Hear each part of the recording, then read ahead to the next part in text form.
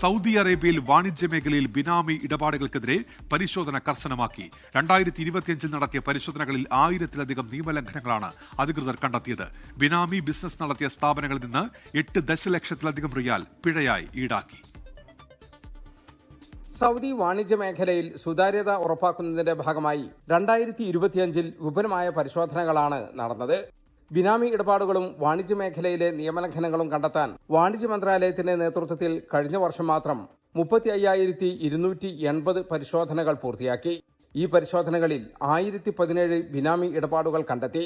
കൂടാതെ വിവിധ സ്ഥാപനങ്ങൾക്കെതിരെ ലഭിച്ച 6,373 പരാതികളിൽ വിശദമായ അന്വേഷണം നടത്തി. നിയമം ലംഘിച്ചതായി കണ്ടെത്തിയ 724 കേസുകൾ പ്രത്യേക സമിതിക്ക് കൈമാറി. 80,69,000 റിയാൽ പിഴ ചുമത്തുകയും ചെയ്തു. ഗുരുതരമായ നിയമലംഘനങ്ങൾ നടത്തിയ 47 കേസുകൾ തുടർ നടപടികൾക്കായി പബ്ലിക് പ്രോസിക്യൂഷന് കൈമാറി. ഇവർക്ക് തടവ് ശിക്ഷയും നാടുകടത്തലും ഉൾപ്പെടെയുള്ള കടുത്ത ശിക്ഷകൾ നേരിടേണ്ടി വരും. സൗദി വിഷൻ 2030ന്റെ ഭാഗമായി റീറ്റെയിൽ, എഞ്ചിനീയറിംഗ്, ഭക്ഷ്യമേഖലകളിലാണ് പ്രധാനമായും പരിശോധന കേന്ദ്രീകരിച്ചത്.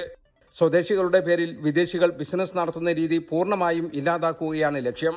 നിയമലംഘനങ്ങൾ റിപ്പോർട്ട് ചെയ്യുന്നവർക്ക് പാരിതോഷികവും മന്ത്രാലയം വാഗ്ദാനം ചെയ്യുന്നുണ്ട്. ജലീൽ കണ്ണമംഗലം, 24 ജിദ്ദ.